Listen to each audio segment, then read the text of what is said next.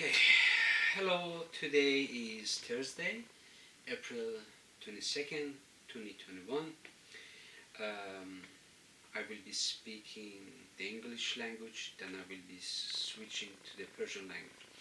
Um, I don't have a good command of the English language, so um, but even I cannot speak the English language properly. Um, I'm doing something against the tyrannical regime of Islamic Republic of Iran, standing up by the Iranian people. And I was like anybody else, I was hoping that the US would do something for Iranians because of George Bush. He was telling us he's gonna help us to liberate Iran, and I was hoping to have peace for Iranians. That's what I was hoping. As time passed by, I noticed George Bush is lying. Then I went look at history of the U.S. Like, what did they do in Vietnam? What did they do in Korea? They caused more problem than solving a problem. What they did in Iran, Jimmy Carter's promise of human rights and freedom for Iranians. Uh, his deception caused death and destruction in Iran, Iraq, and Middle East nations. So, as time passed by, I noticed the US itself is a problem, and that's the piece is really coming down.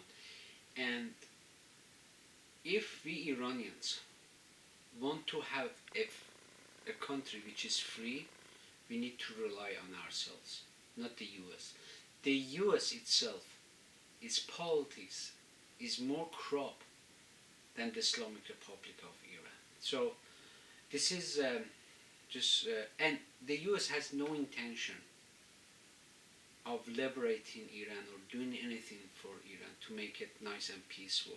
The US needs that war in the Middle East. Needs it because the war machine in the United States is celebrating it, is creating a revenue. If the US war machine goes down, and it's finished. So that's the piece really coming down to it. When I lived in Iran, sometimes in 1987, during the earliest stage of the new year of that year, I went to the Behesh Zahra Cemetery in Tehran with my father to pay our respect to his mother.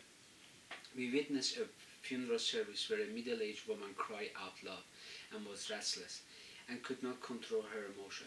My father and I overheard from others that her sons were killed during Iran and Iraq war. This mother wanted to hug the lifeless bodies of her sons and took them to her home to celebrate their birthday. That's what she was saying. She did not want to leave them behind. There was a man in that service who was standing motionless in that area. He was very disoriented. It was very obvious. He didn't know what was going on. He was like this. And other people were able to comprehend what was happening around them except this one man who was really standing up. There was a man in that service who was standing motionless in that area. He was in a state of total disbelief at what was unfolding before his eyes. He was looking at three motionless bodies on the ground. There were three bodies on the ground, and he was just staring at them. Thus, this man approached the restless woman and asked her to calm down. He was the father of those sons.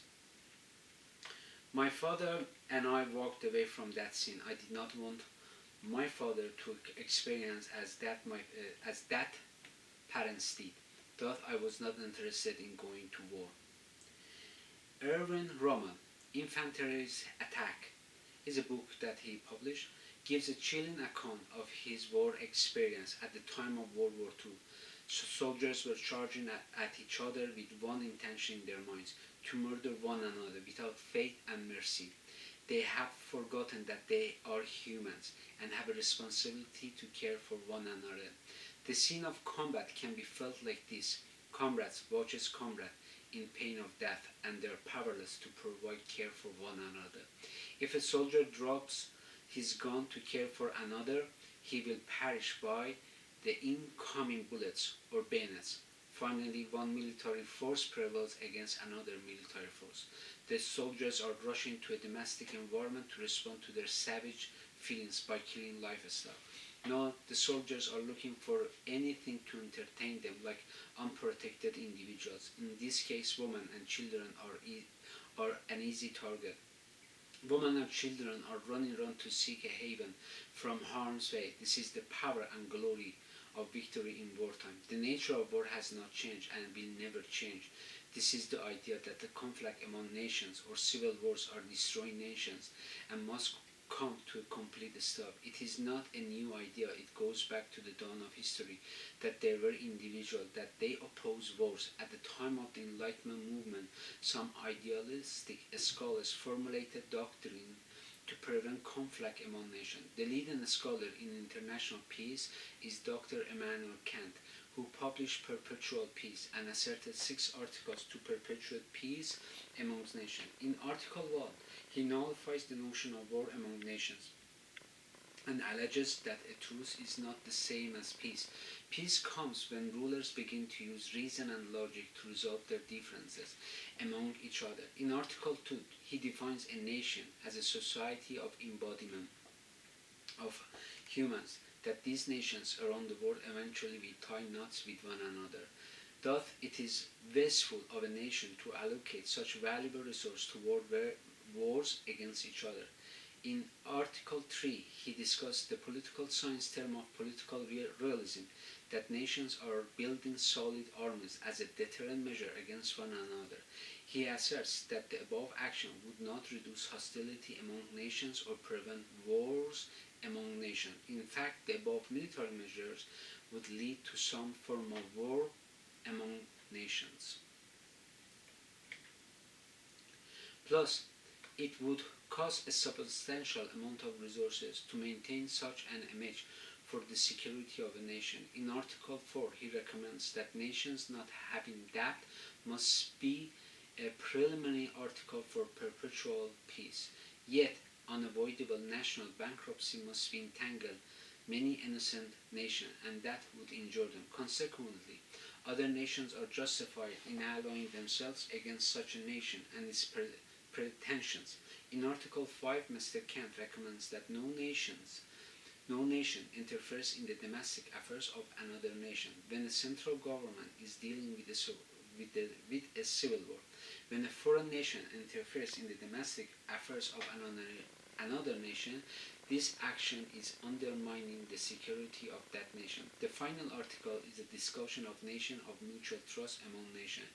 It is challenging to develop a system of faith among nations. They are always suspicious about one another, that one nation is contemplating to invade that nation. As a result, nations must remain at the state of nature, and not war is just. Interesting only the winner of the war can declare that the war was just and acts in good faith to defend itself against unjust war. The above school of thinking began to shape other scholars in building peace, like Wilson Woodrow, Lord Rice. Another thinker began to develop an international relation of liberalism by establishing the League of Nations in 1920 to prevent World War I. However, the vision of the above scholars succumbed to the vehement of warmongers. The above vision did not vanish from the surface of the earth. There were other visionary individuals that they pursued the liberal doctrine and established the United Nations in 1945. This paper aims to discuss the 6 articles of the Dr. Kant's to implement perpetual peace globally, discuss how the U.S. foreign policy poses a security threat to world stability, proves that the U.S. apparatus is an oligarchy system. This portion of the paper discusses the 6 articles of the Kant's to implement perpetual peace in the world. Dr. Kant asserts that the world needs to reach a point where war is not an option to resolve difference among nations. Thus, the war among nations is the most wasteful way to allocate scarce resources to solve problems. One way to avoid wars among nations would be not to interfere in the domestic affairs of other nations. The above articles are valuable notions to follow to prevent wars amongst nations. It needs to be mentioned that nations wage war to gain natural resources such as crude oil or enslaving in the invaded people. For example, in 1980, the former president of Iraq, Mr. Saddam Hussein, launched a military strike in the oil rich of Iran to acquire wealth. His military did not invade that part of Iran that did not have oil. Once Mr. Hussein was defeated by Iranian armed forces in 1991 during the first wave of the Persian Gulf, Mr. Hussein invaded Kuwait and claimed the land as part of the sovereignty of Iraq. However, this aspiration of Mr. Hussein did not go so well with other nations. He would be able to monopolize the oil price. Looking inside Iran and Iraq war, the US sold weapons of mass destruction to Iraq to use those deadly weapons against Iranians. Mr. Hussein also used those deadly weapons against civilian courts. However, no one asked the US to develop and selling those weapons to Iraq. When 9/11 occurred, the US accused Mr. Hussein of developing mass destruction and having an elusive notion that US collaborated with terrorist groups. It justified for the US to invade Iraq to topple Mr. Hussein from power. The US illustrated to the world that it was careless about the sovereignty of other nations. The US would interfere in the domestic affairs of other nations. This portion of the paper discusses how the US poses a security threat to global security. In 1996, Dr. Samuel Huntington developed the clash of civilization theory. In his thesis, he asserts that nations would engage in military strike against each other based on past fault lines or past grievances in the post-Cold War era. One of his main ideas encompasses current affairs of the White House, that the West and the East clash with one another because of the history of colonization and how the Western powers colonized the Eastern nations. Hence, the Eastern nations will respond to past injustice that they endure at the hands of the Western power. There is some truth in what he says. Past political affairs prevent Western nations from building a peace bridge with the Eastern nation. In the year 2000, the New American Century think tank organization drafted a manifesto, Rebuilding America's Defense. This document took a firm approach for the coming years to topple the head of Iran, Iraq, Libya, Egypt, North America, because these nations had robust armies. The above manifesto recommended investing more in the US Army to play the role of global constable. After 9/11, the US foreign policy began to implement the above doctrine worldwide under the War on Terror policy. This is the exciting part that Dr. Kant encouraged harmony among nations and encouraged countries not to allocate funds toward war machine to have peace. The US is contemplating wasting its resources by allocating its funds toward war machine. Therefore, the US policy of war on terror has put Western nations at the crossroads with the Muslim nations abroad and in the Western nation. These Muslims are nothing but troublemakers. That's the US policy is given. Dr. Fuller asserts that Muslims around the world are not one nation or kingdom. The faith of Islam is not a homogeneous one. There is deeply diversity in the faith of Islam. It divides into two sects, Sunni and Shia, and each sect has its distinct school of thought. Muslims have proven historically that they integrate into mainstream society. Dr. Fuller proves his claim by referring to the time when Tsar Alex Nevsky, I'm sorry I'm not pronouncing his name right, resigned as head of the state of Russia, that how Muslim communities for defending the national sovereignty of Russia against the Ottoman Empire. This portion of the paper proves that the US political apparatus is an oligarchy. The US continuously violating Article 5 of Perpetual Peace Theory, that no nation should interfere in the domestic affairs of other nations.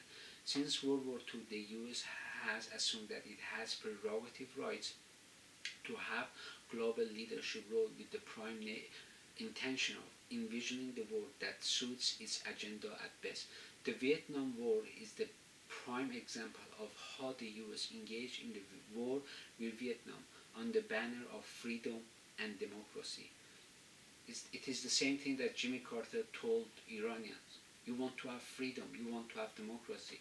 It is the same idea which is perpetuating through or reverberating throughout the history from Vietnam, Iran missile, then George Bush going to Afghanistan, going to Iraq.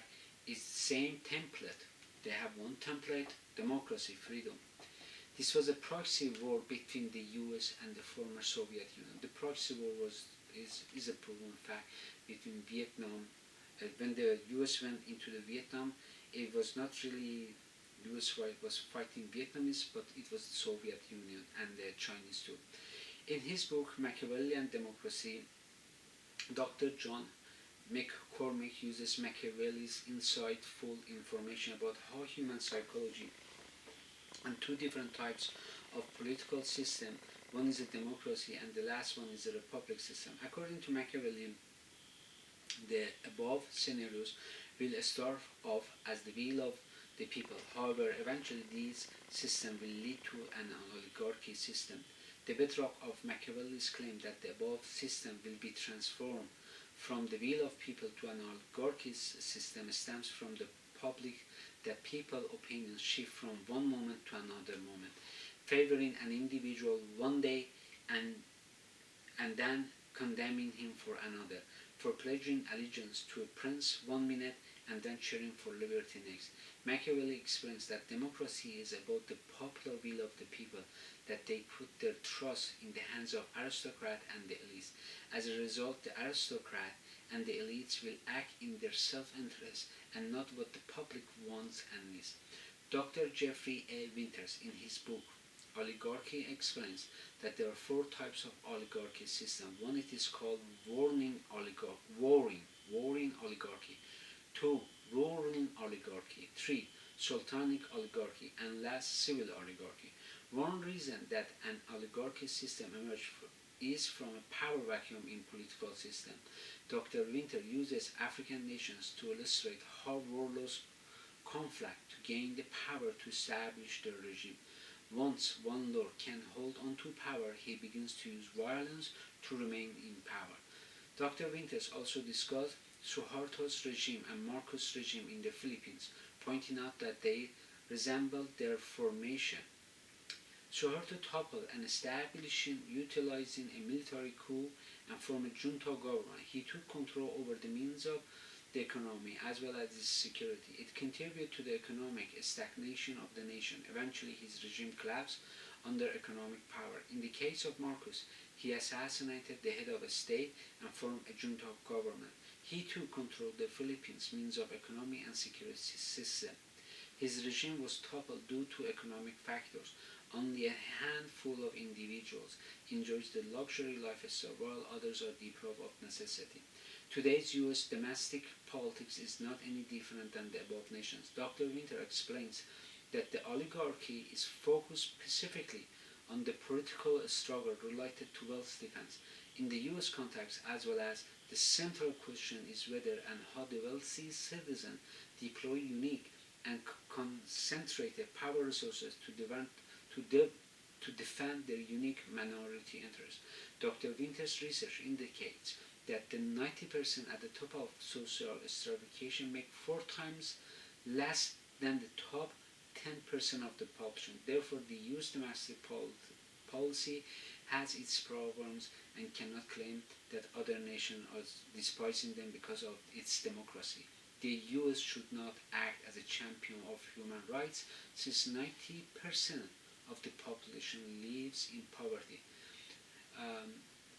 Dr. Stephen Levitsky is a pro-US foreign policy to expand the Western democracy around the world. He explains that the NATO military intervention in Kosovo cost $30 to $40 billion damage to the economy. It needs to be mentioned that this nation is still at the stage of a developing country. The US version of democracy has done no good to help this nation to prosper. there are other nations that the U.S. military intervention has left destitute. In conclusion, the U.S. domestic system is a civil oligarchy. It should not hold a megaphone and tell others that it wants to impose its system on them. These military interventions are costly for two reasons. The U.S. taxpayers are paying their government to drop bombs on other nations in the name of freedom and democracy. This military intervention does not do any good for anyone. It is destroying the infrastructure of countries. Last, there is human cost and brain drain a nation faces as a result of war. It needs to be mentioned that this democracy is nothing but an illusion for people. In his book, Polyarchy, Participation and Opposition, a democratic system responds to people's needs to be elected to office. Once people are elected to the office, they formulate public policy to control the public or have enforced bodies to hold public to submit to the will of the state. Okay. This is not bashing the US because the US is saying, oh, I'm the greatest, I am wonderful, all that. And what I'm trying to say is not true. Okay, Iranians shouldn't be looking at the US as a beacon of hope, but they need to look at themselves, they need to unify themselves and to act in the best interests of Iran. That is what they need. So I will be speaking the Persian language. منم مثل خیلی کسان دیگه بودم که امید داشتم که آمریکا یه روزی ماها رو از دست این ملاهای جنایتکار نجات بده و خود آمریکا هیچ گونه و هیچ وقت هیچ برنامه‌ای نداره که اقدام کنه و ایران ما رو از دست ملاها نجات بده. نمونه بارزش همینه که شما به ویتنام نگاه کنید، ببینید آمریکایی اونجا چیکار کردن، تو کره چیکار کردن، رفتن تو افغانستان و عراق چیکار کردن. خب همه اینا هستش. من حتی باور میکردم آقا جورج بوش میخواد ایران آزاد کنه، بالاخره کشور ما آزاد میشه، یه امیدی هست و اینا. ولی میبینید نه تنها نیست، بلکه بیشتر دارن جمهوری اسلامی رو تقویت میکنن. در این موردم خواهم نوشت که چجوری دارن تقویت میکنن. ولی این نوشته‌ای که من اینجا نوشتم با خیلی انگلیسی ضعیفی که دارم، حتی فارسی من خوب صحبت نمیکنم، این وسط گیر کردم و سعی کردم با پژوهشی که انجام دادم روی کتاب‌هایی که نوشتم و اینا رو روی بلاگم هستش، میتونید نگاه کنید، میبینید که آمریکا هیچ قصد نداره و جنگ هیچ گونه زیبایی نداره. جنگ فقط اینه که به دو تا انسان گفتن شماها دشمنی، برید همدیگه رو بکشید. این دلیل برای این نیستش که جمهوری اسلامی خوبه، نه، درست برعکس اون چیزی که فکر میکنید. جمهوری اسلامی داره آدماشو تربیت میکنه، میگه برید آدم بکشید. اینجاش هم هستش. من اینا رو نوشتم، یعنی باید اینا روی مجموع، اگه کسی میخواد رو من قضاوت کنه باید روی مجموعه قضاوت کنه، نه اینکه مثلا یه خط رو برداره و یه پیمان این حرف بزنه. بله، من دارم در اینجا تو این انشا آمریکا رو میگم که ما به آمریکا نگاه نکنیم که مثلا آمریکا میخواد یه کاری واسه ما بکنه، آمریکا هیچ کار نمیکنه و طبیعت جنگ خیلی چیز بدیه. این سربازا میرن تو جبهه همدیگه رو میکشن، افکارشون پرتشون میشه، وقتی که میان وارد یه محوطه میشن که مثلا سرباز نیست از اینو حمایت کنه، از این مزرعه یا از این خونه، شروع میکنن آدما رو کشتن، به زنا حمله میکنن، برای اینکه مغزشون دیگه انسانیت رفته بیرون. یهو مثلا سگو میبینه سگو میزنه میکشه، بد داره، نفرت داره و انسانیت، خوی انسانیتش رو از دست داده. اینو دارم صحبت میکنم. آخرش چیه؟ آخرش اینه که اون کشورها اون پولهایی رو که باید بذارن و کشورشون رو بسازن میان میذارن توی بوم، میان میذارن توی چیزایی که نباید بذارن و همه این سرمایه کشور رو نابود میکنن.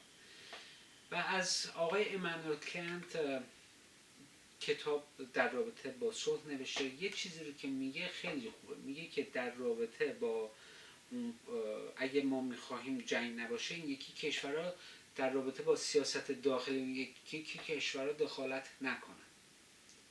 نکنه این باعث صلح میشه. خب همین جمهوری اسلامی هی میره سوریه، هی اسرائیل بده، نمیدونم این بده اون بده، حمله میکنه، بعد آمریکا میاد این وسط، من میخوام دستور بدم، بعد دستورم نمیده و اون وسط به جمهوری اسلامی داره پول میده، میگه تو بجنگ. من اینو دارم میگم، من اینو دارم صحبت میکنم. خب چی شده؟ باعث نابودی شد. خب صدام حسین به ایران حمله کرد، نرفت یه جایی که حمله کنه که نفت نیست، رفت یه جایی که درست توش نفته. خب اونجا رو گرفت، بعد ارتش ایران انداختش بیرون، رفتش کویت رو گرفت، گفت کویت مال منه، بعد نیروهای جنگی جهان اومدن انداختنش بیرون. آمریکا یه منیفستوی نوشتن به نام Rebuilding America's Defense، تصمیم گرفتن برن دنیا رو بگیرن. این یه واقعیته. بعد که 9/11 رخ داد، گفتم ما یه پالیسی داریم به نام War on Terror. شروع کردن گفتم مسلمان ها تروریستن. نمیشه یه همچین حرف رو زد که مسلمان ها تروریستن. آره من از دین اسلام خوشم نمیاد، ولی یه مسلمون که داره خدا رو میپرد، اصلا یه مسلمونی نشسته داره یه کاری میکنه. خیلی از مسلمان اصلا تو کارهای تروریستی نیستن، تو کارهای بدی نیستن، میخوان یک زندگی ساده‌ای داشته باشن. ما چرا بهشون برچسب میزنیم میگیم شما تروریست هستی، شماها بدی؟ به دینشون باید احترام بذاریم. اگه میخواهیم صحبت اینتלקچوالی داشته باشیم، صحبت دینی داشته باشیم توی یه فضای باز، میتونیم این کارها رو انجام بدیم، ببینیم عقاید مختلفی که داریم حلش کنیم، نه اینکه برچسب بزنیم تو تروریست هستی و بیایم دنبالتون. این و یه آقای هستش به نام فولر، خودش مأمور CIA بوده در گذشته و ایشون ثابت میکنه که مسلمان‌ها همیشه تو هر جایی که بودن سعی کردن تو اون کشور به قانون‌های اون کشور اطاعت بزنن. یک کتاب خیلی بزرگی نوشته، خیلی خوبه و مورد احترام من هستش و راست میگه. حالا بیایم خود مکیاولی داستانش ببینیم چی هستش تو خود آمریکا. نگاه کنیم مردم خودشون رو گرسنه نگه میدارن، میگن چیه؟ اگه پول میخوای بیا برو تو وارد ارتش آمریکا شو. آره ارتش آمریکا زوری نیست، ولی اگه گرسنت میخوای مدرک تحصیلی بگیری میری وارد ارتش آمریکا میشی. خب یعنی به زوره، یعنی در لحظه آخر زوری نیستش که اینجوری مثلا یه جا قانون نوشتن بگن conscript act you must show up، گرسنگی مجبورت میکنه وارد بشی. و من بی احترامی نمیکنم به کسانی که تو ارتش آمریکا دارن خدمت میکنن. من میگم نباید جنگ باشه، من احترام میذارم واسه همه نظامیای آمریکایی، واسه همه نظامیای کانادایی، اینا وطن پرست هستن. من این گوشه رو میبینم که روسا دارن میخوان بیان هر روز که یه چیزی میشه نزدیک کانادا میشن، نزدیک آمریکا میشن، اینا هم هستش. ولی من نمیگم نباید ارتش قوی داشته باشیم، برعکس اون یه ارتشی داشته باشیم قوی، برای اینکه روسا خیلی دارن قدرت نمایی میکنن. یعنی باید روی حساب کتاب باشیم، نریم مردم بدبخت خاورمیانه رو بکشیم. من اینو دارم میگم، من دیدگاه هم اینه، توجه اونجاست، توجه من روسو که اینا چین و اینا دارن گردن کلفتی میکنن به خود همین کشور آمریکا، به خود همین کشور کانادا، من با اونا کار ندارم. من با توجه با مردم ایرانه، یعنی اونو دارم صحبت میکنم. بعد خیلی وقت هم هستش که یه گاورمنت جونتا دارن صحبت میکنن. من این ورقه رو خیلی وقت پیش نوشته بودم. نگاه کن جونتا گاورمنت اگه بخوام بیارن، یعنی خیلی هم حرف از کودتا داره میشه که کودتا کنه، ارتش کودتا کنه، سپاه کودتا کنه، خدا نکنه. اتفاقا چند روز پیش شاهزاده رضا پهلوی داشت صحبت میکرد، میگفت هیچ گونه چیزی نباید بشه، فقط مردم باید خودشون این حکومت رو تغییر بدن. چون میگفتش که اگه یه حرکتی بشه که تیراندازی بشه، خب بعد این خودش دوباره یه دیکتاتوری رو میاره و این ایشون کاملا درست حرف میزنن در این رابطه. خیلی حرف دقیقی بود که با وایس آف امریکا داشت صحبت میکرد. ازش یکی پرسیده بود که اگه تیراندازی بشه، مثلا بخوان تیراندازی کنن و اینا چی میشه؟ ایشون گفت نباید بشه، نباید تیراندازی بشه اینا، و حرفشون درسته. و آخرش اینه که نگاه کنید آمریکایی که هی میگن فریدم و دموکراسی و اینا میخواییم، اینا هیچ جا ما رو نمیبره. سیستم های دیگه هستش، یکی هستش به نام پالیارکی که برای این ببین سیستم هایی که من خودم تو کانادا دیدم، وقتی انتخابات هستش میان همه چیز به ما میگن، میایم اصلا تو جیب پیمان، اصلا من خودم میام جیب تو باز میکنم، 10 میلیون دلار توش میذارن که تو ادامه تحصیل بدی، تو مثلا کاخ واسه خودت داشته باشه از اینجور چیز. بعدش هم میبینیم هیچ نیست و میان پولا رو از تو جیب ما میذارن، کار رو از ما میگیرن، بدبخت و بیچاره میشیم. منم که اینجا وسط نجات پرستی نمیدونم چیکار کنم. خب پس آمریکا، ما از مرحله آمریکا باید رد بشیم، به این مرحله برسیم که ما خودمون باید مشکل گشای خودمون باشیم. من اینو دارم میگم، چون آمریکا سیاستش با سیاست ما خیلی فرق داره. اونا تو یه دنیای دیگه ای دارن زندگی میکنن. اونا تو این دنیایی که چقدر سلاح بفروشن. امیدوارم که این نوشته من و این افکار من مردم نه از آمریکا چیش بدن میخواد بیاد. آره از پالیسی که میگه میخوام برم، مثلا میاد دروغ به ما صحبت میکنه اینا، از اینش خوشم نمیاد. من اینو دارم میگم، نه اینکه طرفدار جمهوری اسلامی. نه جمهوری اسلامی شما نگاه کنید ببینید چقدر من بر علیه جمهوری اسلامی نوشتم، بعد بگید اینه. اوکی، اینو میخواستم در میون بذارم.